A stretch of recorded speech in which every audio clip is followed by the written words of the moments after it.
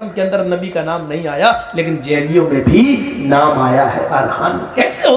अल्लाह ताला ने जब कहा सारे नबी जितने भी आए सबने जब नबी की बशारत दी मोहम्मद रसूलुल्लाह की, तो ऐसा कैसे हो सकता है कि जैनियों में जो नबी आया हो उसने मोहम्मद रसूलुल्लाह के बारे में ना बताया? ऐसा हो ही नहीं सकता। इसलिए उस किताब के अंदर भी मौजूद है।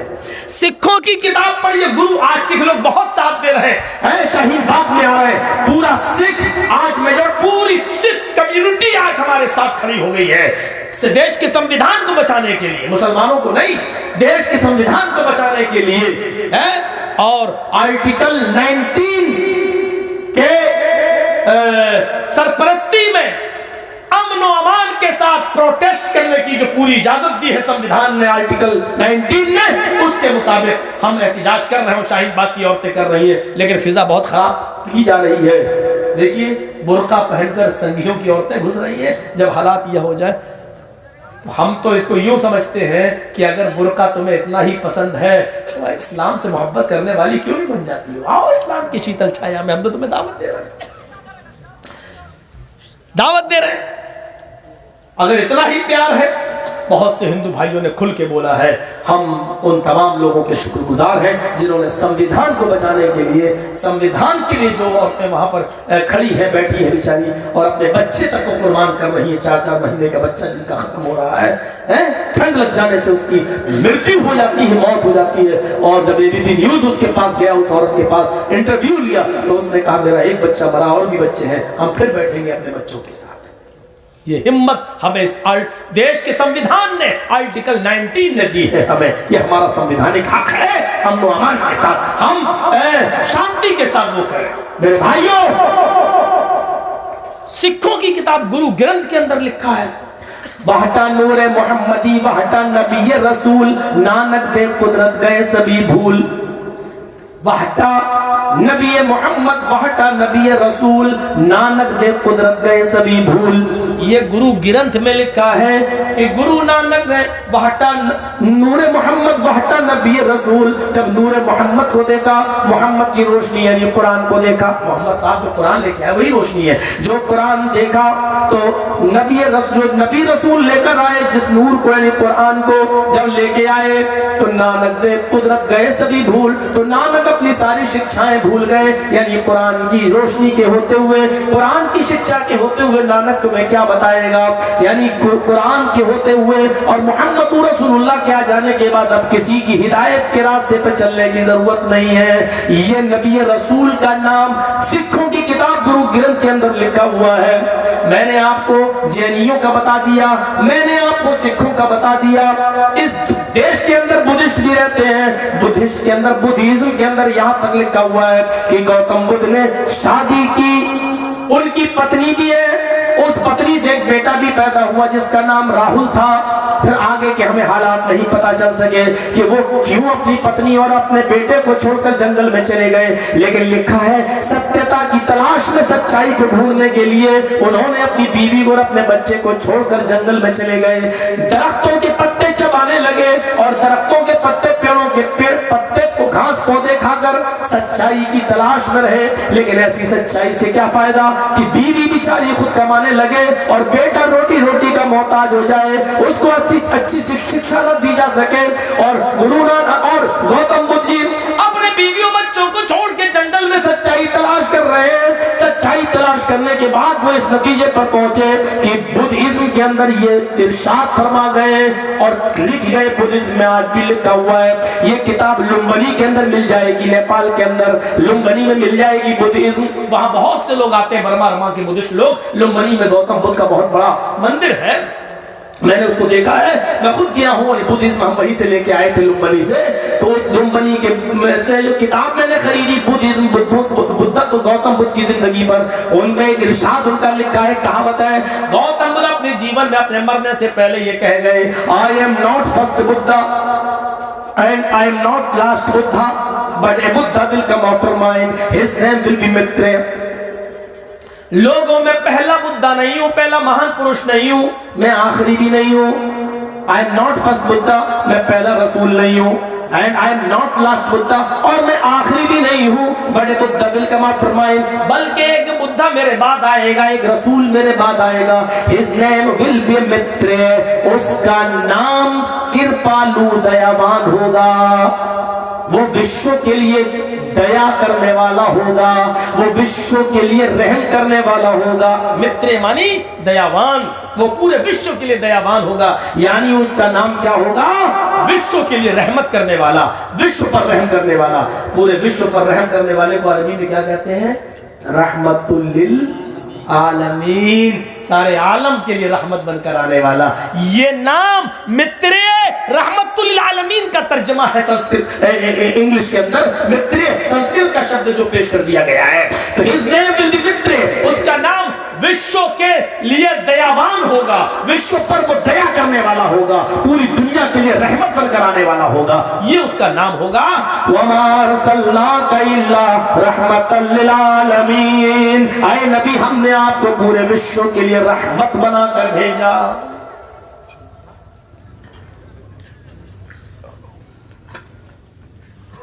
बुद्धिस्टों में भी नाम मिल गए। बाइबल के रोल नंबर 5 पर ईसाई, वो तो मैं बता चुका हूं, कभी पुरानी तकरीर उठाकर देख लीजिएगा। ईसा अलैहिस्सलाम ने भी यही कहा था, I will pray the father he shall give the another comforter after that I will not talk much with you because the prince of this world comes, his name will be Ahmad, his name will be Ahmad, I will pray the father, मैं अपने पिता से, अपने बाप से ये दुआ करूंगा, आई विल प्रे, ये प्रे करूंगा, ये आशीर्वाद लूंगा, he shall give the another comforter, वो तुम्हें दूसरा रहनुमा दे, मार्गदर्शक दे, रास्ता दिखाने वाला तुम्हें दूसरा दे दे, मुझे उठा ले, I will not talk much with you, अब मैं तुमसे कुछ और नहीं कहूंगा। The prince of this world come, इस दुनिया का शहजादा, इस दुनिया का शहजादा आने वाला है, और वो तभी आएगा जब मैं इस दुनिया से चला जाऊंगा। जब तक मैं रहूंगा वो शहजादा नहीं आएगा, उस शहजादे के आने के लिए मेरा जाना जरूरी है। जब मैं चला जाऊंगा तो वो आएगा, जब वो आएगा तो उसका नाम क्या होगा? His name will be Ahmad, उसका नाम अहमद होगा। अहमद, बाइबल में जो अहमद लिखा है, ईसा ने कहा उसका नाम अहमद होगा, कुरान ने भी यही कहा।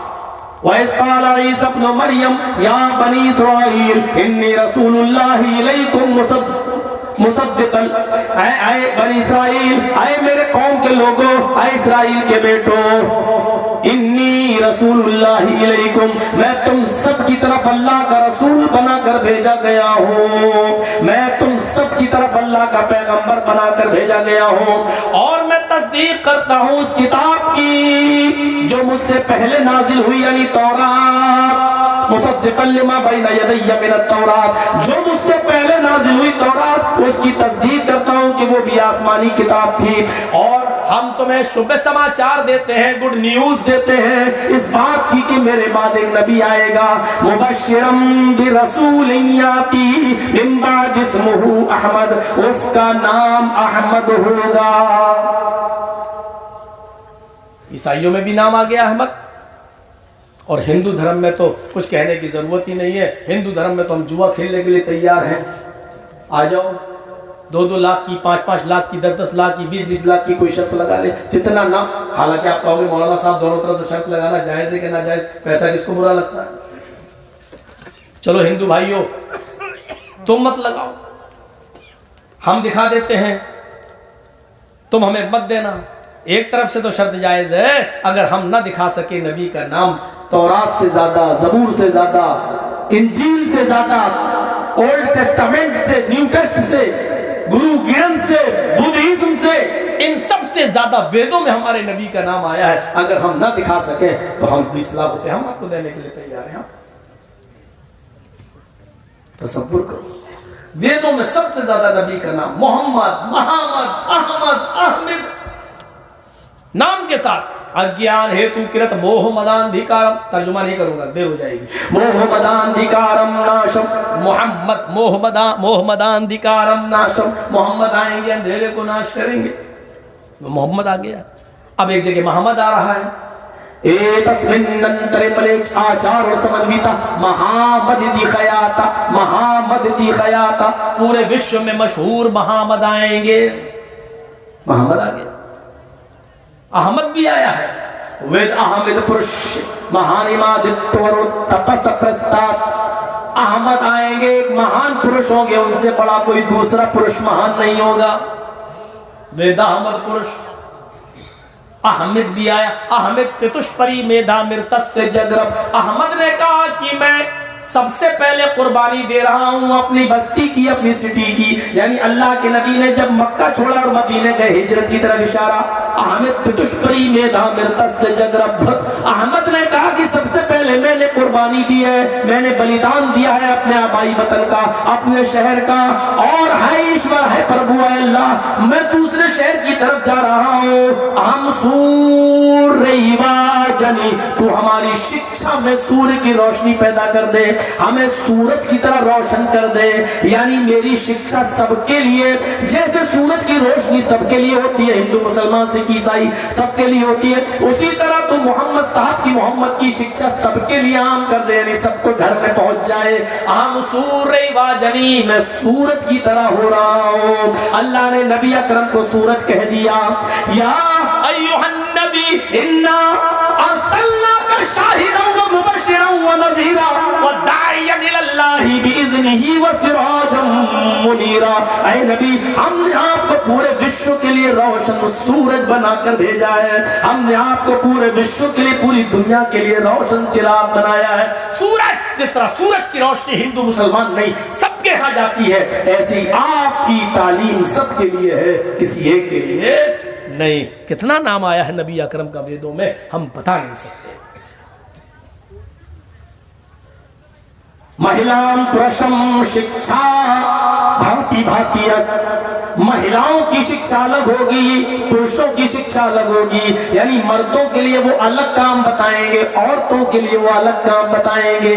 आज हम औरत मर्द से कम नहीं, चल रहा ना, मर्द औरत समान बराबर। पता नहीं बसों का ड्राइवर कब बनाएंगे।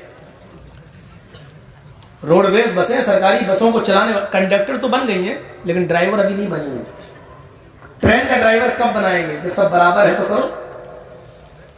एक बेचारे पंडित जी दिमाग खराब कर गए, हमारा बस में बैठे, ट्रेन में नहीं, बस में बराबर बराबर अधिकार होना चाहिए, मर्द को भी औरत को भी, मर्द को भी औरत को भी। आप लोगों ने पर्दे में रख दिया, पर्दे में रख दिया, निकालने नहीं देते। हमने कहा पंडित जी पर्दा आपके दर भी है, पर्दा हमारे दर नहीं।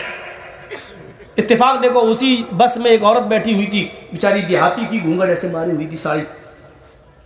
हिंदुओं में भी बहुत सी तहजीब वाली औरतें आज भी हैं, चूड़ियां इतनी पहनी हुई थी, यहां से लेकर यहां तक, लग रहा था जैसे नई दुल्हन हो, घूंघट मारे थे।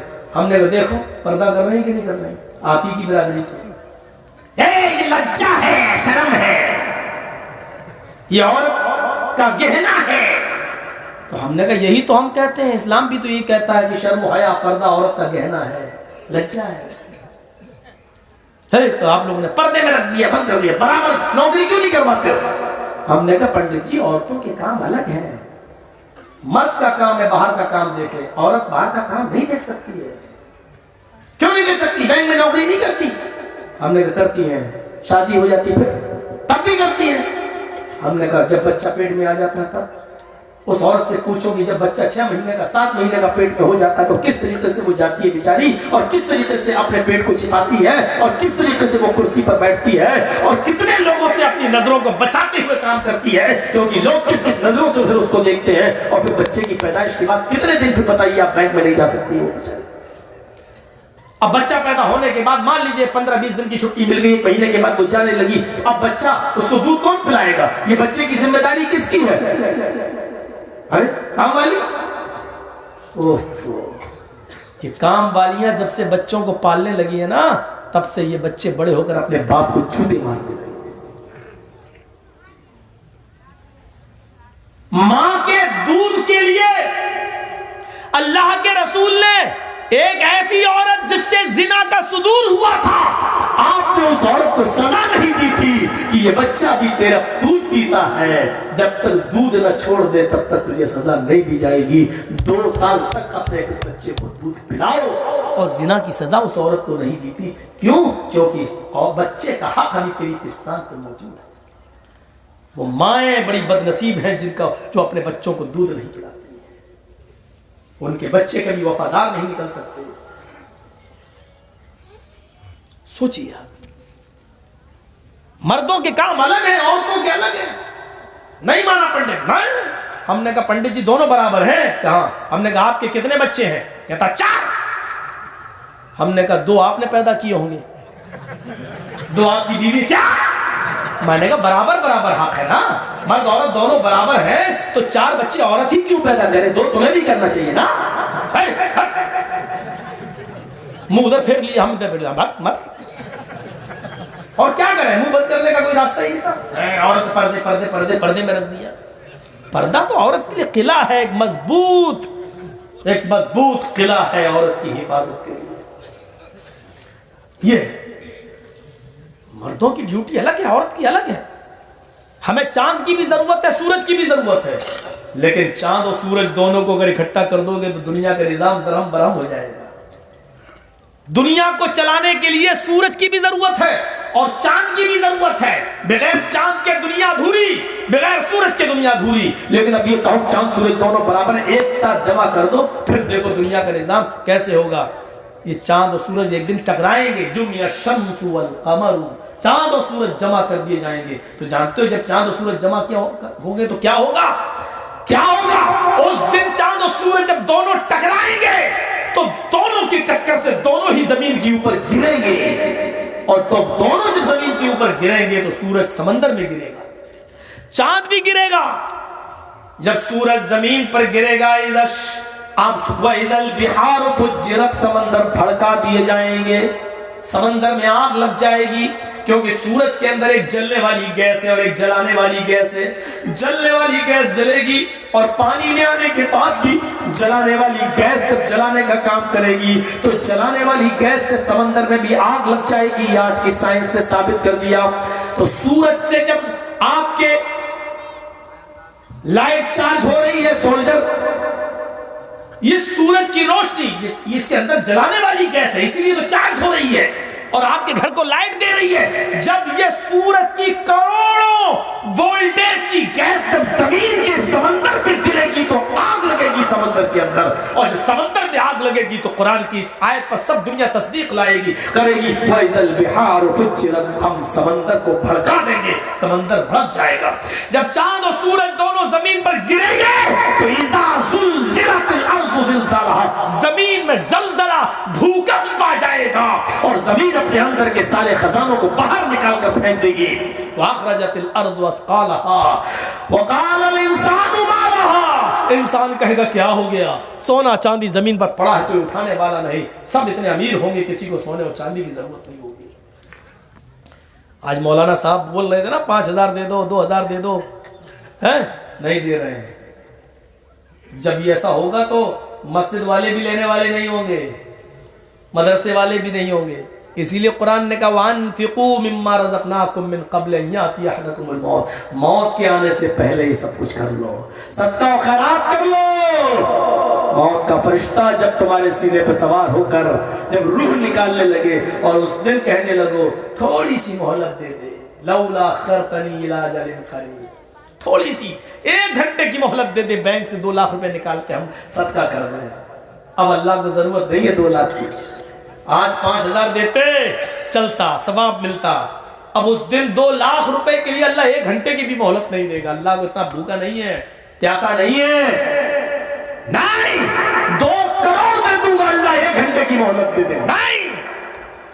वलन युअख़िरल्लाहु नफ्सन इज़ा जाअ अजलुहा, अब नहीं, तेरा वक्त आ चुका है।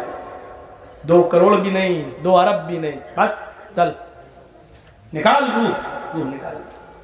मर्द का डिपार्टमेंट अलग है।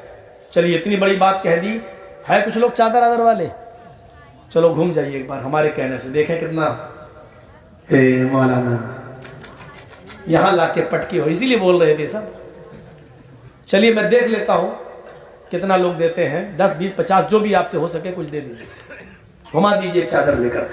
मर्द की फील्ड अलग है, औरत की फील्ड अलग। ये वक्तिया मस्जिद के लिए चंदा हो रहा भाई, उसी के लिए जलसा हुआ, उसके लिए। मर्द की फील्ड अलग, औरत की फील्ड अलग। अब देखिए मर्द की फील्ड क्या है, औरत की फील्ड क्या है।